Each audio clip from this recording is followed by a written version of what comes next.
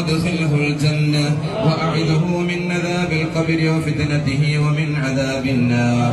اللهم نور قبره بنور القرآن وزين قبره بزينة القرآن وعظم قبره بعظمة القرآن وشرف قبره بشرف القرآن.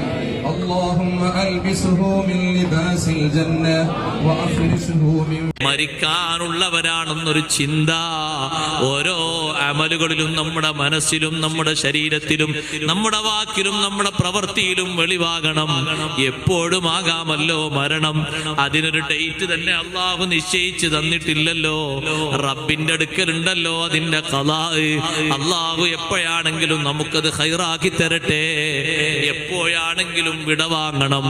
വിടവാങ്ങുന്നതിന്റെ മുമ്പ് ചെയ്യുന്ന ചെറുതും വലുതുമായ കർമ്മങ്ങൾ കുറ്റമറ്റ രീതിയിലാക്കി തീർക്കാൻ കഴിവിന്റെ പരമാവധി മുത്തഖിയായ നിലക്ക് നല്ല ഇൽമു നേടിക്കൊണ്ട് ഒരുപാട് സുഹൃതങ്ങളുമായി നമ്മുടെ ജീവിതം മുന്നോട്ട് നീക്കണം. അല്ലാഹു സുബ്ഹാനഹു വ തആല അതിന് തൗഫീഖ് നൽകുമാറാകട്ടെ. ഞാൻ എൻ്റെ ഭാഷണം അവസാനിപ്പിക്കുന്നു. ഓ പ്രിയപ്പെട്ട സഹോദരിമാരെ, മുത്തഖീങ്ങളായി നമ്മൾ ജീവിച്ച് പിരിയുമ്പോ മുത്തഖീങ്ങളായി പിരിഞ്ഞെങ്കിലേ ആഖിറത്തിലും സയ്യിദുനാ റസൂലുള്ളാഹി ചെറുതായി കാണരുത്. വലൗ അൻതൽഖാ അഖാക ബിവജ്ഹിൻ തലീഖ്, പ്രസന്ന മുഖത്തോടെ നിന്റെ സഹോദരനെ അഭിമുഖീകരിക്കലാണെങ്കിലും അതിനും വരെ വലിയ കൂലിയുണ്ട്. നിന്റെ സുഹൃത്തിനെ കാണുമ്പോ ഒരു പുഞ്ചിരി തൂക മുഖത്തോടെ അവനെ സമീപിക്കണം. നീ എത്ര ടെൻഷനിലാണെങ്കിലും മറ്റൊരാൾക്ക് വിഷമമുണ്ടാകണ്ടെന്ന് കരുതിയിട്ട് ഒന്ന് പുഞ്ചിരി തൂകി കൊടുക്കണം. അതിന് വരെ വലിയ സന്തോഷമുള്ള അമലല്ലേ. മറ്റൊരാൾക്ക് നിന്നെ കണ്ടുള്ളൊരു സന്തോഷം ഉണ്ടായില്ലേ, വലിയ പ്രതിഫലം അല്ലാഹു സുബ്ഹാനഹു വ തആല കണക്കാക്കി തരും. വലിയ വേശ്യാവൃത്തി ചെയ്തൊരു മനുഷ്യന് വിശന്ന് വലഞ്ഞ് മണ്ണ് തിന്നുന്ന നായക്ക് തന്റെ ഹുഫൂരിയിട്ട് വെള്ളം കൊടുത്തപ്പോ ദോഷം പുറത്തു കൊടുത്ത് അല്ലാഹു സ്വർഗം നൽകിയില്ലേ.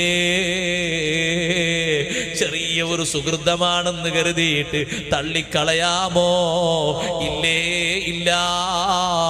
വിശേഷിച്ചും സുഹൃതങ്ങൾക്ക് വലിയ പെരുമഴ ലഭിക്കുന്ന, കൂലി ലഭിക്കുന്ന റമളാൻ മുന്നിൽ വരുമ്പോ ഒരു ചെറിയ അമല് പോലും. ഹായ് ഫ്രണ്ട്സ്, അസ്സലാമു അലൈക്കും. Welcome to my YouTube channel.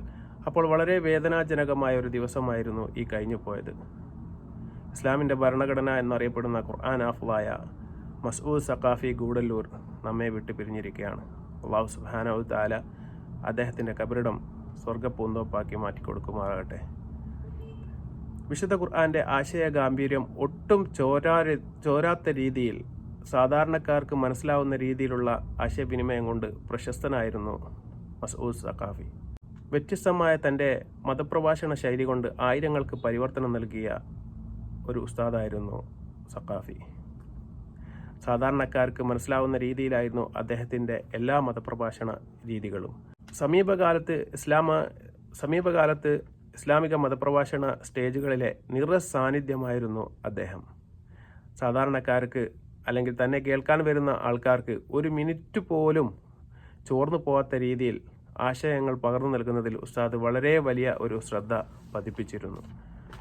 അതുപോലെ തന്നെ പഠിപ്പിച്ച ഉസ്താദുമാർക്കോ തൻ്റെ ഗുരുനാഥന്മാർക്കോ തന്നെക്കുറിച്ച് യാതൊരുവിധ മോശവും പറയാൻ ഒരവസരവും ഉസ്താദ് തൻ്റെ പ്രവൃത്തിയിലോ വാക്കിലോ അദ്ദേഹത്തിൻ്റെ ജീവിതത്തിലോ അദ്ദേഹം നൽകിയിരുന്നില്ല.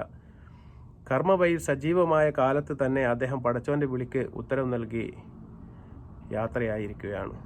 തീർച്ചയായിട്ടും അദ്ദേഹത്തിൻ്റെ പ്രഭാഷണങ്ങൾ കേൾക്കുന്ന ഏതൊരാൾക്കും മനസ്സിലാകും, ആ ചുവന്ന മൈലാഞ്ചിയുടെ ചുവപ്പുള്ള ആ താടിക്കിടയിലൂടെയുള്ള പുഞ്ചിരി തൂകുന്ന അദ്ദേഹത്തിൻ്റെ ആ മുഖം ഓർത്തിരിക്കാനായിരിക്കും എല്ലാവർക്കും ഒരുപാട് ഇഷ്ടം.